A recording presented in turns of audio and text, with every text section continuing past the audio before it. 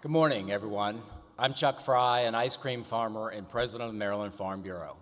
I've served on the AFBF Board of Directors for 3 years, the Executive Committee for the past year.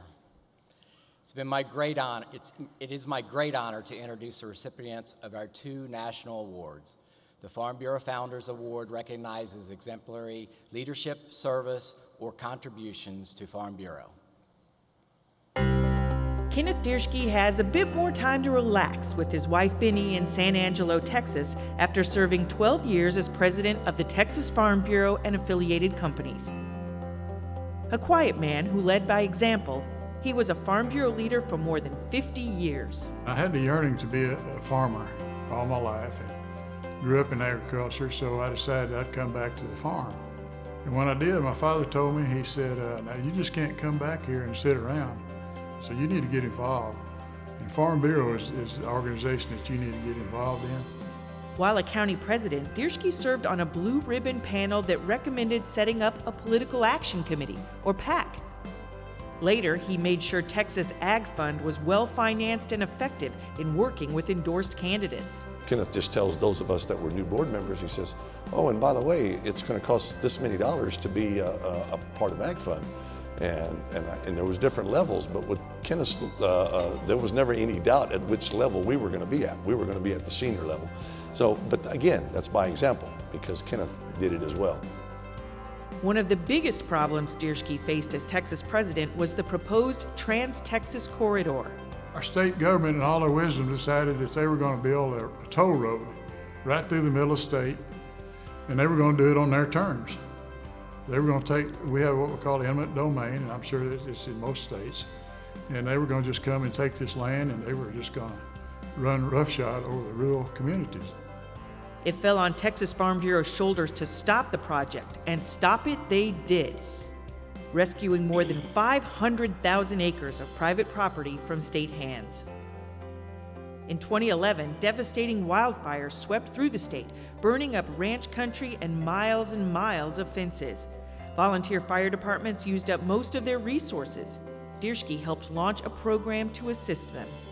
A lot of tires get burned off when you're fighting these fires off the fire trucks, and it's a lot of expense that has to go back in it. So we made contributions to all the fire departments. As Texas Farm Bureau president and AFBF board member, he was instrumental in gaining passage of major farm bills. Farm Bill was always high on his list. Being a West Texas farmer, probably mostly cotton over his lifetime, he understood the importance of the Farm Bill, the importance of a good safety net. Dierschke also never missed an opportunity to discuss and promote trade of U.S. agricultural products. He made trips to Vietnam and Cuba to develop new trading partners. Trade has been very important to me because I think that's the way we can increase our profitability and keep people in agriculture. As a young man, Kenneth Dierschke heeded his father's advice to get involved in Farm Bureau, and now that's his advice. You're Farm Bureau, you're the grassroots. That's what this organization is about. So if you don't do it, the leaders aren't going to do it because they listen to what you tell them, and that's what drew me to Farm Bureau. Kenneth Dierschke, winner of the 2018 American Farm Bureau Founders Award.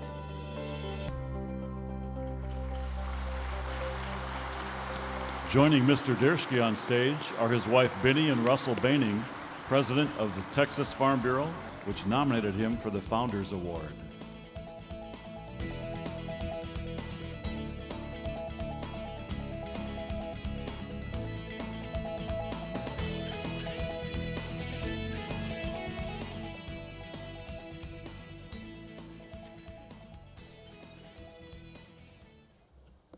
Thank you, American Farm Bureau. Thank you, President Duval. Really enjoyed your speech this morning. You were on the mark on everything you said.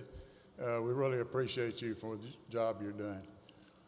This award is very special to me, but I do realize that there are other people involved. I'm not the only one that's accepting this award. There's lots of people that have followed my lead, I suppose, and when I started in Farm Bureau, I started at county level, and I was coming back from another occupation. I came back to the farm because that's what I wanted to do all my life.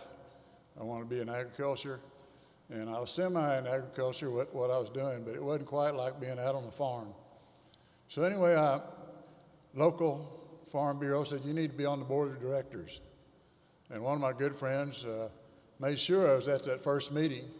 And I know some of you others had the same thing happen to you. You go to a Farm Bureau County Board meeting on a local level, and little did they tell me that one of the first things they were going to do was electing new officers. So guess what? I got to be the president of Tom Green County Farm Bureau, and it was a very good learning experience for me. It taught me how Farm Bureau operates, and pretty much through a committee system. I think most of you realize that. If you hadn't been on a committee at a Farm Bureau, you probably hadn't showed up at a meeting or something. But anyway, I learned a lot at the county level. My next level was a state board member. They encouraged me to run for state board, and I ran for state board and got elected. And once again, the first meeting or second meeting, I think, a board meeting, I got appointed to a committee. Manage that, you know, how do you do that? So anyway, the committee was to take a look at our education program in Texas Farm Bureau.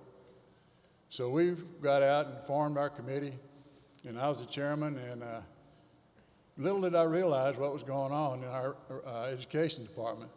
So we made tours of all the county fairs, state fairs, and some of the local shows and that kind of thing, and found out that Farm Bureau was more than likely had a card table in the back of the room somewhere with a couple of very energetic members of the board, local boards, passing out some pamphlets. So we decided that maybe we ought to increase our exposure a little bit on how we do education. So our committee came up with, we called it our field staff box, which was quite an improvement from the original card table. And that went on for a little while, and the field staff decided that they started calling it the coffin box. So we decided we better do something different, and that's when we came up with a mobile learning barn. And some of you, I think, you maybe use this concept, but it's been very good for us. We take it to schools. We do several 100,000 fourth graders a year that get to see this program. And it's usually done by some of our local board members, makes the presentation. And it's been a very good success. And we also came up with the idea of planted agriculture. And this is one we take to about 9 or 10 shows around the state fair. We have teamed up with the Texas Department of Agriculture on some of those, and we got it's turned into a pretty good sized event. It's two semi-loads of exhibits. So when we show up at one of these shows, we can take up a whole floor, however much exposure we need. And it's all about agriculture and how Farm Bureau works and how some of your ag products are turned into commercial products. So it's been a very successful program for us. From there, I got elected state president. And once again, there's so many more people exposed to what you're doing, and they're looking to you for leadership. But one of the first things that happened was my phone started ringing. And I know some of you presidents have probably had the same experience. But one of the things, we have a very successful young farmer and ranchers program. We have an ag lead program. It's very successful. But once you get to be 35 or 40 years old, you're kind of turned out to pasture, I guess, or you're past your prime, supposedly. But we're starting to get a lot of people that are coming back to their homes, their farmers and ranches. They've had a career, they've retired, and they're coming back to their farms and ranches, and they want somebody to help them out on what they need to be doing. So we created a program called Farm Lead, and that's been a very successful program.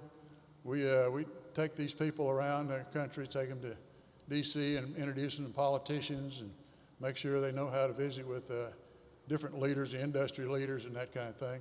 And it's one of the things that I was impressed with, I think our first class, we had a 92-year-old gentleman show up for the class.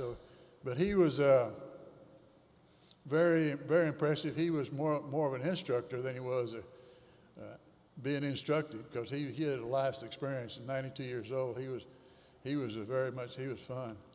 Then, same time getting elected president, I got on American Farm Bureau board, and that's the rest of that is history. We got on some more committees of all kinds, and one of them I'm pretty proud of is Mr. Stallman put me on this committee, and that was rewriting the mission statement for American Farm Bureau, and I got to be chairman of that, and I think some of the other people that are on that committee were still here in the audience, and we had staff from D.C. office there that was very impressive, helped us through the mission statement. So if you ever go to the office there in D.C., you will see the mission statement printed up on the wall there, and I've been very proud of that and proud of the work that our people did. So we're very proud of those. Next, I want to introduce my wife. And one of the first things I learned in Farm Bureau, you introduce your wife at a function. And I usually do it first, but I thought this would be the appropriate time to do it. But we're West Texas farmers, and if you have any idea what West Texas farmers' life is like, it's tornadoes, hailstorms, and a lot of different events that you try to survive through the next year. But we spent a lot of time, my wife Benny, we spent a lot of time on our knees, and we're not protesting the flag.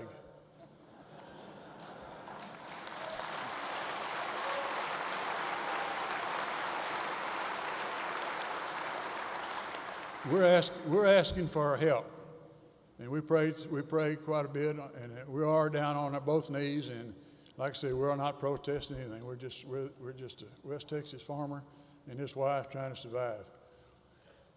So I appreciate you, Benny, for everything. And we've got 3 children. They have 3 spouses, and they wish they could have been here, but they all have their careers. And it's kind of hard for them to get off. We have 7 grandchildren.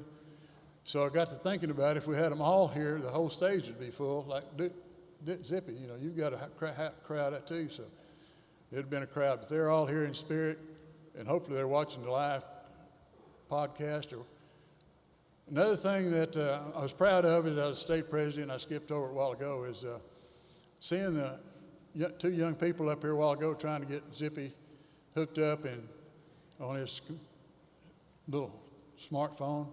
You got a smartphone? Yeah, okay. But anyway, it was in right after 2002, the computer year, whatever that called that anymore. Forgot it. But anyway, all of our paperwork, our board meetings and everything was on big chief tablets, and it was pretty outdated. So I appointed a committee, and the committee came together and said we need to get iPads and put all our information on computers.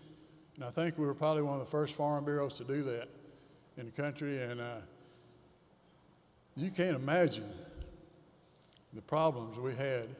We had 3 levels of computer experts working on this day and night for about, I don't know, a couple of weeks trying to get everything right. But then we introduced these computers, iPads, iPads or something, they weren't there, iPhone, laptops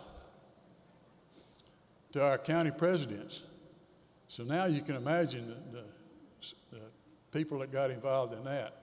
So I want to thank all the people that were involved in any of the projects we did, and there's lots more, but all the people, I want to thank them because they're as much a part of this award as I am. And last people I want to thank is my mother and dad, and you saw some of my comments there just on your video. But when I came back from my previous career and wanted to get back into farming, my dad told me, he said, the first thing I want you to do is you need to be part of an organization.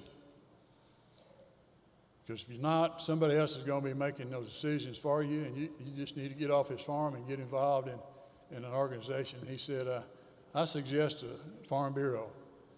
And he said, they're a grassroots organization. You can have your voice made there.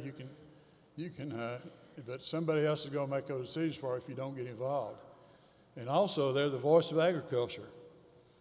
And those 2 statements have stuck with me all through my Farm Bureau career and everywhere I've gone. Trying to being the voice of agriculture has been very important to me. And the grassroots has been very good to me too. I really appreciate those words. And now I'll leave you with these words: Farm Bureau proud. We're a Farm Bureau proud family, and we thank you, each and every one of you, for what you do for Farm Bureau, and thank you for this honor. I appreciate it. Thank you.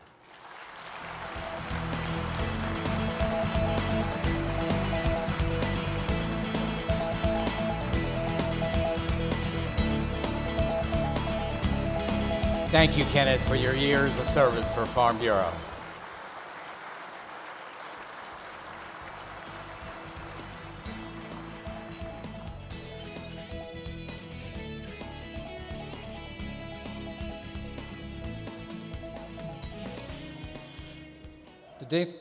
The Distinguished Service to Agriculture Award is Farm Bureau's oldest award, given since 1928 in recognition of outstanding service in the national interest of American agriculture.